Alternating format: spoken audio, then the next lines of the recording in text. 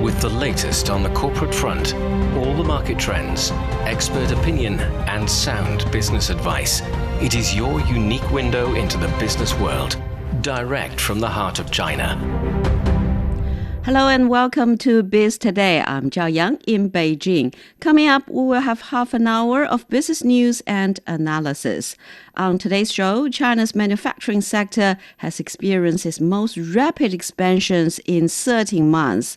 And we will also take a look at Japan's economy. And now let's begin with our top story.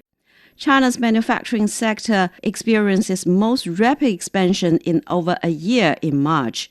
Increased demand from both domestic and overseas markets is driving growth. The official PMI increase released by China's National Bureau of Statistics rose from 49.1 in February to 50.8 in March, and that signals further positive momentum in the sector. Meanwhile, the Caixin manufacturing PMI in March surged to 51.1. So for more on China's economy during the first 3 months of this year, join us on the line now are Dr. Zhou Mi, Senior Research Fellow with the Chinese Academy of International Trade and Economic Cooperation, and also Yan Liang, Professor of Economics, Willamette University. So, Yan, I will start from you. The official PMI increase and also the Caixin manufacturing PMI also increased in March. So what does it mean for China's manufacturing sector? I think what that means is that the Chinese manufacturing sector is expanding, and it's expanding at the fastest pace. When you look at the Caixin's PMI, it has expanded, farthest in the 13 months. And for the official PMI, it's also recorded the first expansion in 6 months. So that is a good sign. That means the industrial output growth has been growing quite well, continuing with the first 2 months of industrial output growth of 7%. So it's likely that we're going to see this kind of manufacturing growth to be sustained. And that is basically, supported by both strong internal demand, but also external demand for China's manufacturing products. So that's a good sign for the economic recovery and growth for this year. And so, Dr. Zhou, how do you view it, and what challenges remain for the manufacturing sector in China? Yes, we know that PMI is one very important indicator to show the expectation of the market, because the data is coming from the surveys, the statistics from the official ones, and also from Caixin. Maybe they are using different sample as the companies to be interviewed. So they have similar trend and result. I think it's a real good sign for us to know that manufacturing in China, the market in China is having more confidence in the past maybe 6 months or even 1 year. But we still are facing many of the challenges. I think one of them is about the expectation of the outward world, and what can we do to deal with the situation. Will they become a very important change this year? Because we know this year there are so many countries are under elections. So maybe there are a lot of different opinions are going to be happen, and also about the international rules, about how can we deal with artificial intelligence and other technology impacts on the economy. So we have to deal with this new trend, and that also bring a lot of disturbance or kind of uncertainties to the demand areas, which is not only coming from China, but also from other trading partners. So I believe these are the challenges we have to face this year by the manufacturing sectors. And so how do you view the internal and external environment for China's economy this year? Right. I think for internal environment, what we are seeing is that consumer sentiment has been boosted. The first 2 months, we have the reading of the retail sales that have gone up by, 5.5%.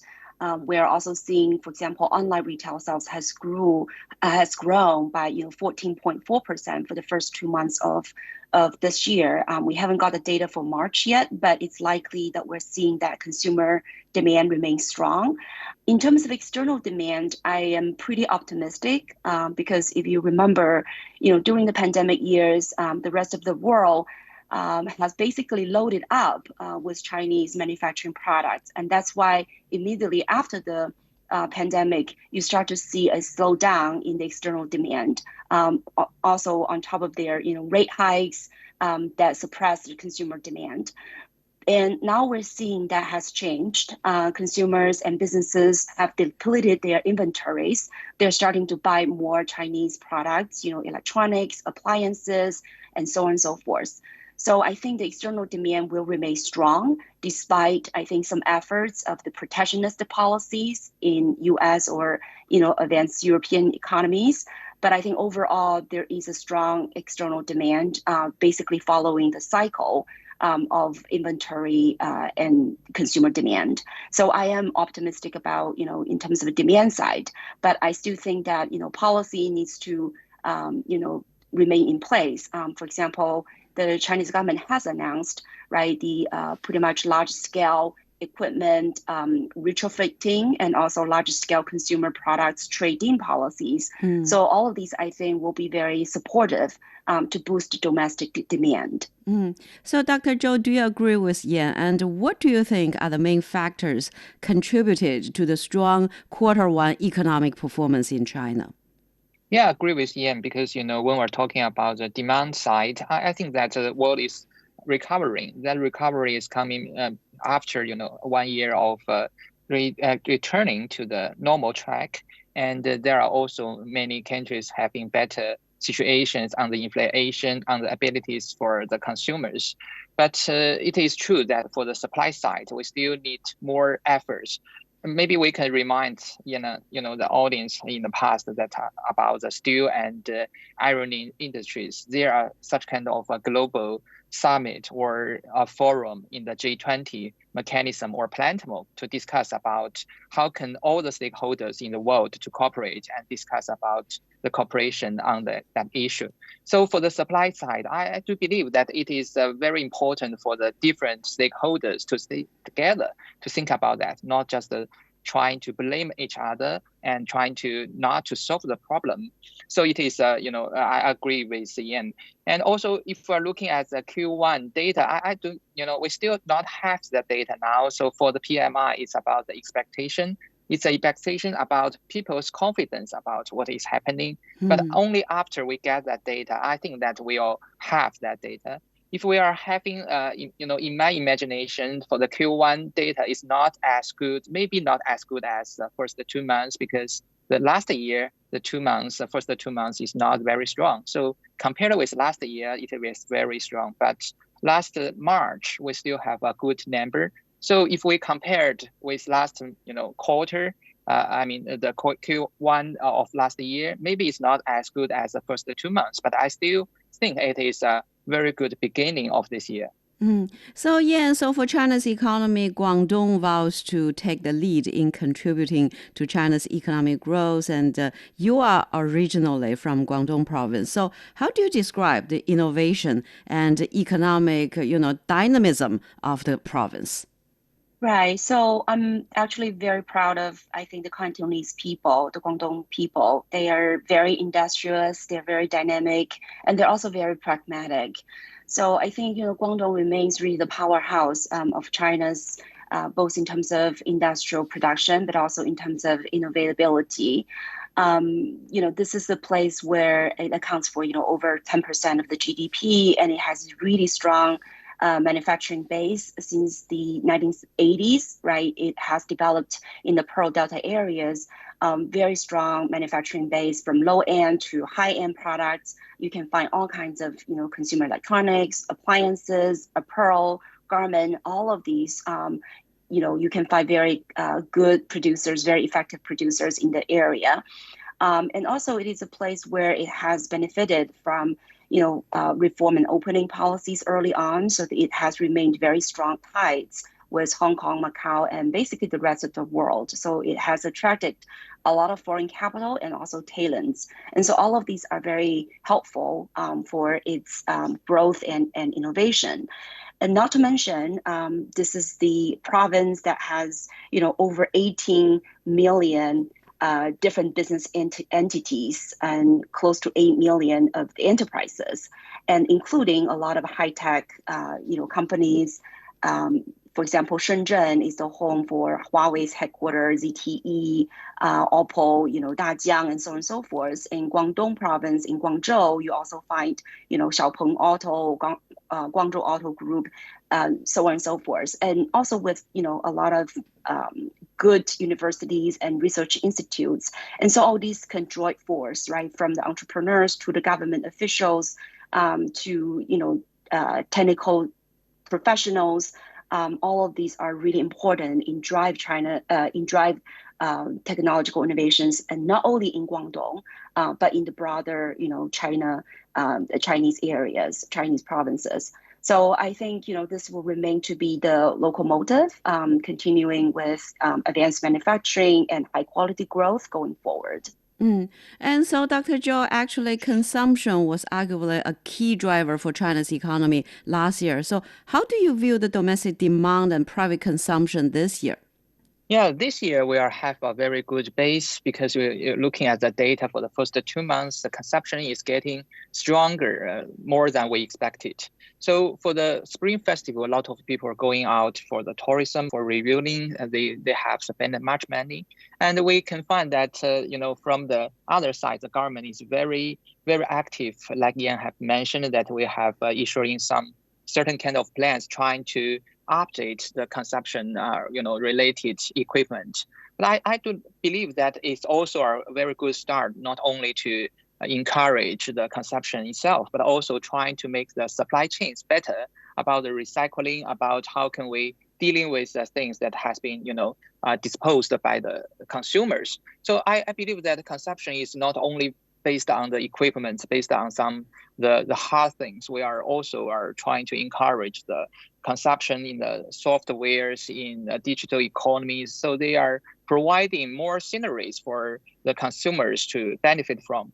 And consumption is one of the priorities for Chinese economy, as we can find from many other developed countries, that if we are trying to have a more stable and sustainable development, we have to rely on the consumptions more, because it's based on a very diverse basis. And I believe that is also, one of the advantages of China. We have such a big population, and we have so many differences in the different regions and cities that will bring a lot of possibilities.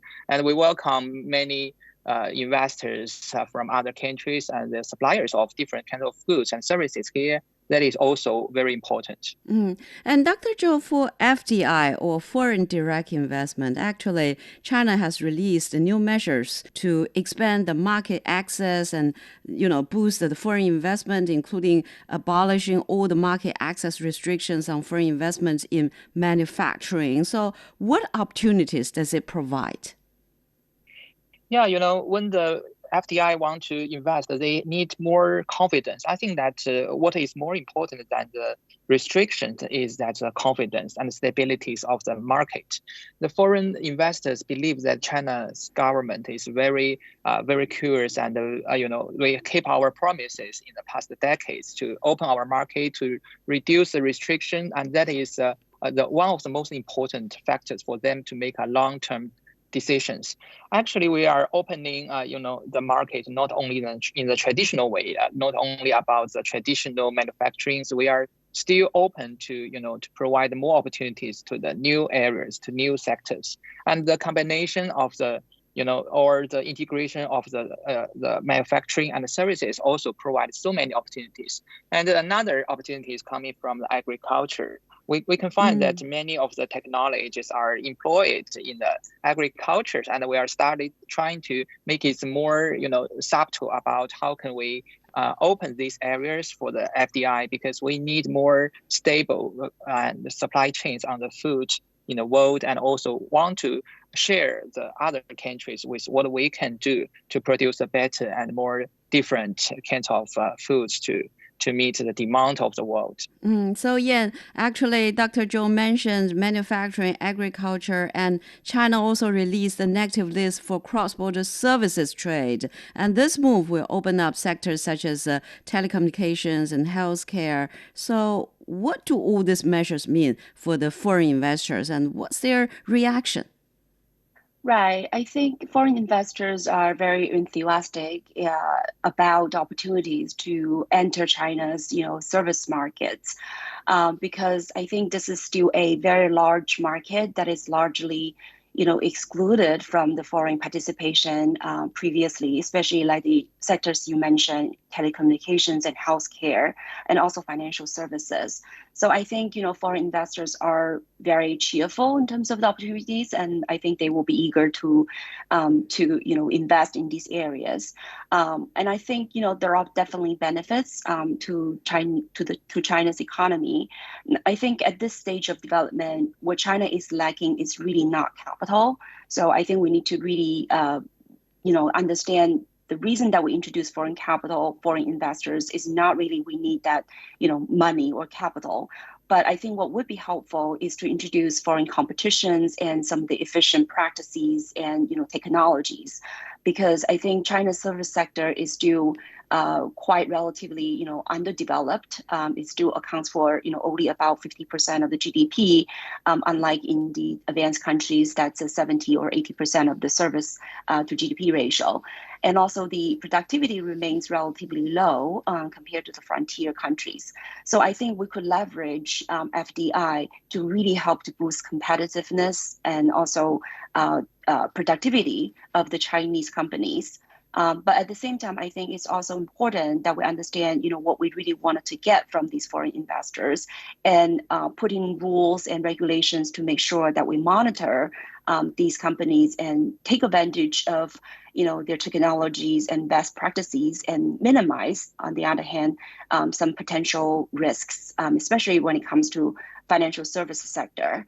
I think we need to make sure that these foreign investors are coming in to really help to service production, providing finance for production innovations, and also provide, I would say healthy, right, kind of wealth management products for and investment vehicles for households, as opposed to, engage in speculative activities and destabilize the financial orders. Well, we're speaking with Yan Liang, Professor of Economics, Willamette University, and also Dr. Zhou Mi, Senior Research Fellow with the Chinese Academy of International Trade and Economic Cooperation. And after a short break, we'll take a look at Japan's economy. Stay with us. Welcome. I'm Elaf Ellard, economics professor and member of the Data Science and AI Center at New York University, Shanghai. On the World Today program, you can find in-depth and impartial insight, as well as critical commentary on key trends in the Chinese economy, financial technology, business, and blockchain. To prepare for the world tomorrow, join me on World Today. Deep Dive, a podcast of CGTN Radio. We go beyond headlines with reporters from around the world. Search for Deep Dive on Apple Podcasts, Spotify, Google Podcasts, or wherever you listen. Take a deep dive into the news every week. Hear our conversations.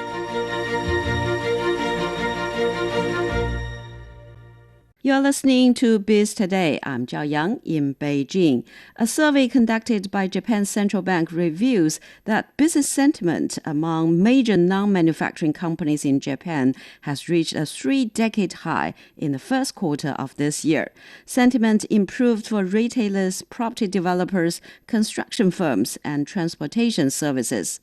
However, the rosy mood was somewhat offset by the soaring sentiment for big manufacturers for the first time in 4 quarters. So, Yan, the optimism in Japan's services sector climbed to a 30-year high in the first quarter. What do you think are some of the main reasons behind it? Right. I think the service sector boom is largely driven by the recovery, from the pandemic and the tourism sector, both internal tourism, but also international tourism, the inbound tourism to Japan.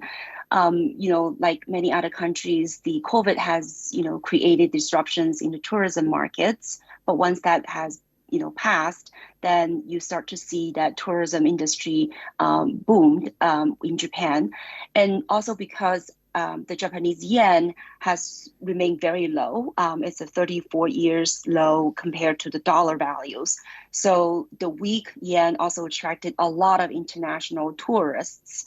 So, with the tourism boom, it also helped to spill over to other industries, like you mentioned, transportation, hospitalities, and construction. So all of these industries benefited from the tourism and the services industry recovery. Now, manufacturing sector, as you mentioned, is not doing great, even though they have expanded quite a bit, especially for some of the export producers. That are really benefited from the weak yen and their boosted export competitiveness.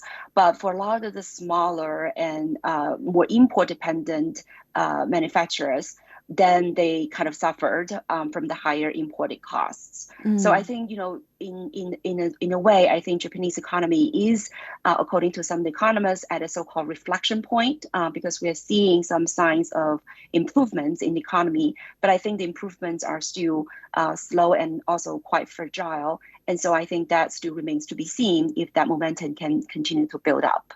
So, Dr. Zhou, so do you agree with Yan? And what are the challenges for Japan's economy now?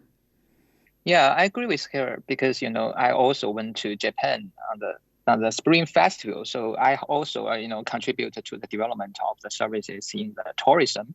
Well, I have to say that there are some kind of factors are not changed, like for the aging society of Japan, and also, when we are recovering of the economy, maybe the service sectors are easier because they are not so dependent on the labor forces, on, a kind of a very strong abilities of the infrastructure. They can recover with a small-scaled enterprises, and that is one of the reasons that many of the people believe that Japan will recover start from the service sectors.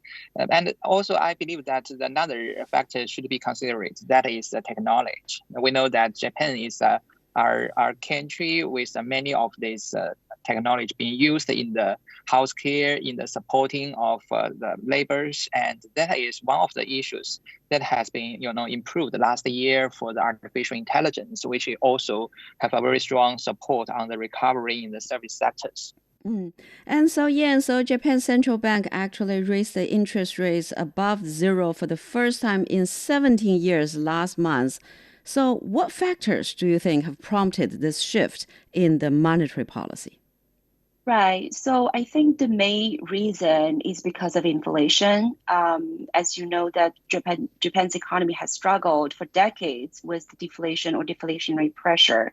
But now they started to record, more than their targeted inflation rate. For example, their inflation rate reached 2.3% at the end of last year. So I think this is the major reason for the central bank to prompt to raise the short-term interest rate, as you said, above 0 to 0.1%. And they also start to see relatively strong wage growth. So in spring, when their largest, the Federal Union, trade union has negotiated for a 5.28% of wage growth for their 7 million union members, this is, one of the largest wage growth in the past 3 decades. So I think the Central Bank of Japan is a bit sort of concerned about the kind of wage-led sort of inflation. And so I think that is one of the reasons, again, they wanted to start to raise the interest rate. And the final reason, I think it has to do with, like I mentioned, the depreciation of the Japanese yen, because as the United States has been hiking interest rates and remain high, that interest rate differential has caused the Japanese yen to depreciate, over 30% in the past 2 years. So I think this is time the BOJ needs to think about if they wanted to reduce, right, the interest rate differentials. And so I think that would help to, in some ways, support the interest rate, the exchange rate of the Japanese yen. And I think that in some ways will be helpful for them to fight inflation, because that would reduce the so-called imported inflation. So when you have a stronger yen, this is going to reduce your import cost. And as we know, Japan is very dependent on imported food and energy. So if the Japanese yen can become stronger as a result of the interest rate increase, that could help to reduce inflationary pressure facing the Japanese economy. And Dr. Zhou, so for this change in monetary policy, how will that impact people's spending and borrowing and, the Japanese businesses and also the foreign investors? Yeah, maybe people will think that from the negative to the positive is a kind of a very big change about the monetary policies. But I have to say that if we're looking at interest rate, we need to look at the real interest rate. It means that we have to deal with interest rate and the inflation together to think about what's a change. So there's zero is not a very important base for the people who can borrow the money or lend the money to others. They will think about the changes. Because even with the positive interest rate, they may still not able to get more benefit because of the inflation. So I do believe that the proper way for Japan to do is trying to strengthen the collaboration with other countries in the region. We know that the RCEP has made it a very big change for Japanese the policies and also the environment for the markets, because they opened some of these markets trying to benefit from the goods imported from other countries. I think that consumers benefit a lot from that, though they have better choices. But for the businesses, they have to think about whether they can do better in the more competitive market in this region. So in the future, I would also argue that globalization will not stop. We still need to try to fund it and find our positions in the new trend, and that is one of the trend that Japanese government should do. So talking about the exchange, I believe that the exchange should be decided by the market wills. As we now see that it's not only about US dollars, the RMB are being used more wider than before. So there are be more possibilities if Japanese companies can think about that to trying to provide themselves with more opportunities in this regard. Well, we're speaking with Dr. Zhou Mi, Senior Research Fellow with the Chinese Academy of International Trade and Economic Cooperation, and also Yan Liang, Professor of Economics, Willamette University. And that's all the time we have for this edition of Biz Today. I'm Zhao Yang in Beijing. Thank you so much for listening.